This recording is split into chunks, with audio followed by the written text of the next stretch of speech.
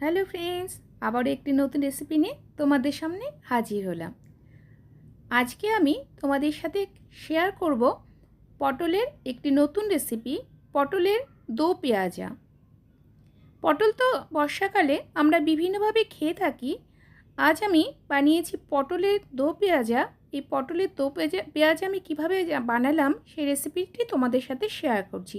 তাহলে চলো শুরু করে দেওয়া যাক পটলের দো পেঁয়াজা রেসিপিটি। এখানে আমি 10 থেকে 12টি পটল নিয়ে নিয়েছি। প্রথমে পটলের দু সাইড ঠিক এভাবে কেটে নেব। এবার মাঝে মাঝে এইভাবে পটলের ছাল ছাড়িয়ে নেব। তোমরা চাইলে পুরো পটলটা ছাড়িয়ে নিতে পারো। আমি ঠিক এইভাবে পটল কাটতে পছন্দ করি বলে ঠিক এইভাবে পটলগুলো কেটে নিচ্ছি। এই পটলগুলো কিন্তু আস্তই থাকবে, কোনো টুকরো করার দরকার নেই। এই দেখো এইভাবে সব পটলগুলোকে ছাড়িয়ে নেব। সব পটলগুলো আমার ছাড়ানো হয়ে গেছে। এবার পটলের মাঝ বরাবর এইভাবে চিড়ে নেব। দু সাইডে একইভাবে চিড়ে নেব যাতে মশলাগুলো খুব ভালোভাবে পটলের মধ্যে ঢুকে যায়। এভাবে প্রত্যেকটা পটলকে চিড়ে নিতে হবে। এই দেখো সব পটলগুলো আমার রেডি হয়ে গেছে। এখানে নিয়েছি আদা, লঙ্কা আর জিরে, এগুলোকে একসাথে মিক্সিতে পেস্ট করে নেব। কড়াতে দিয়ে দিচ্ছি তেল। আমি সর্ষের তেলে রান্নাটা করবো বলে আমি এখানে সর্ষের তেল দিচ্ছি। এবার এতে দিয়ে দিলাম হলুদের গুঁড়ো, লঙ্কার গুঁড়ো, সামান্য পরিমাণে চিনি, দিয়ে দিলাম ছোট এলাচ, একটুখানি হিং আর দিচ্ছি আদা। এবার এতে দিয়ে দিচ্ছি পেঁয়াজ কুচি। এবার দেখো পেঁয়াজগুলোকে কিন্তু আমি খুব ছোট ছোট করে কুচিয়ে নিয়েছি। ঠিক এইভাবে ছোট ছোট করে পেঁয়াজ কুচিয়ে নেবে। তোমরা চাইলে কিন্তু পেঁয়াজ কুচির জায়গায় পেঁয়াজ বাটাও ব্যবহার করতে পারো। এবার পেঁয়াজ আর অন্যান্য উপকরণগুলোকে হালকা করে ভেজে নিচ্ছি। এবার এতে দিয়ে দিলাম টমেটো। এখানে এই ছোটো সাইজের দুটো টমেটোকে আমি ছোট ছোট করে কেটে নিয়েছি। এবার টমেটো নরম হওয়া পর্যন্ত এইভাবে পেঁয়াজের সাথে ভেজে নিতে হবে। এবার এতে দিয়ে দিচ্ছি কাজু বাটা। এখানে আমি 10 থেকে 12টা কাজুকে 10 মিনিট মতো জলে ভিজিয়ে রেখেছিলাম, তারপর মিক্সিতে পেস্ট করে নিয়েছি। এই রান্নাতে কিন্তু অবশ্যই কাজু বাদামের পেস্ট দেবে, তাহলে টেস্ট ভালো হয়। এবার অল্প জল দিয়ে খুব ভালো করে মশলাটাকে কষিয়ে নিলাম। এবার এতে দিয়ে দিলাম নুন।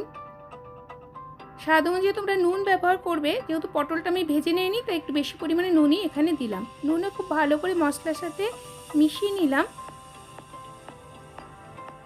এবার এতে দিয়ে দিচ্ছি কেটে রাখা পটলগুলোকে। আমি কিন্তু এখানে কাঁচা পটলই ব্যবহার করছি। তোমরা চাইলে পটলগুলোকে প্রথমে ভেজে ব্যবহার করতে পারবে, কিন্তু তাতে বেশি তেল লাগবে বলে আমি একবারই এই রান্নাটা করে নিচ্ছি, আলাদা করে পটল ভেজে নিইনি। এবার এতে দিয়ে দিচ্ছি ভাজা জিরে গুঁড়ো, ভাজা ধনে গুঁড়ো। এবার জিরে আর ধনে গুঁড়ো খুব ভালো করে পটলের সাথে এভাবে নাড়াচাড়া করে মিশিয়ে নিতে হবে। এই সময় গ্যাসের ফ্লেম লোতে রাখতে হবে। লোতে রেখে প্রায় 5 থেকে 7 মিনিট পর্যন্ত এইভাবে পটলগুলি কষিয়ে নিলাম। এবার একটি ঢাকনি দিয়ে ঢেকে নিলাম। আবারও 5 মিনিট মতো পটলগুলো সেদ্ধ করে নিলাম। এবার দেখে নিচ্ছি পটলগুলো আর মশলাগুলো ঠিকমতো কষানো হয়েছে কিনা।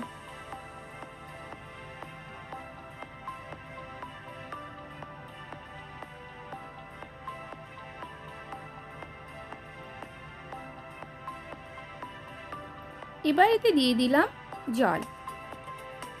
খুব বেশি জল আমি এখানে দিচ্ছি না, যেহেতু পটলের দো পেঁয়াজা একটু মাখো মাখোই হবে, সেই জন্য আমি এখানে হাফ গ্লাস মতো জল দিলাম। আবার ভালো করে জল আর পটলগুলো একটু নাড়াচাড়া করে একটু ঢাকনি দিয়ে ঢেকে দিলাম। পটলগুলো সেদ্ধ হচ্ছে ওইদিকে, এদিকে আমি একটি প্যানের মধ্যে নিয়ে নিলাম ঘি। এবার এতে দিয়ে দিচ্ছি দুটো কাঁচা লঙ্কা। তোমরা চাইলে বেশি লঙ্কাও ব্যবহার করতে পারো। এবার এতে দিয়ে দিচ্ছি পেঁয়াজ। পেঁয়াজগুলোকে ঠিক এইভাবেই কেটে নিয়েছি। এবার এতে দিয়ে দিচ্ছি মৌরি। এবার মৌরি, পেঁয়াজ আর লঙ্কা খুব ভালো করে ঘিয়ের মধ্যে ভেজে নিয়ে দিয়ে দিলাম এই পটলের ঝোলের মধ্যে। এদিকে কিন্তু পটলগুলো প্রায় 5 থেকে 10 মিনিট সেদ্ধও হয়ে গেছে, ফলে পটলগুলো অনেকটাই নরম হয়ে গেছে। আরও প্রায় 5 মিনিট ফুটিয়ে নিয়ে ওপর দিয়ে ছড়িয়ে দিলাম ফ্রেশ ধনেপাতা আর গোলমরিচের গুঁড়ো। এবার ধনেপাতা আর গোলমরিচের গুঁড়ো খুব ভালো করে একবার ঝোলের সাথে মিশিয়ে নিচ্ছি। এই দেখো এভাবে নাড়াচাড়া করে খুব ভালো করে মিশিয়ে নিলাম।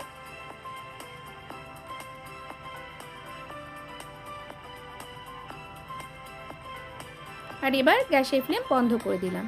তো বন্ধুরা, দেখলে তো চটজলদি কীভাবে আমি তৈরি করে ফেললাম পটলে দো পেঁয়াজের রেসিপিটি।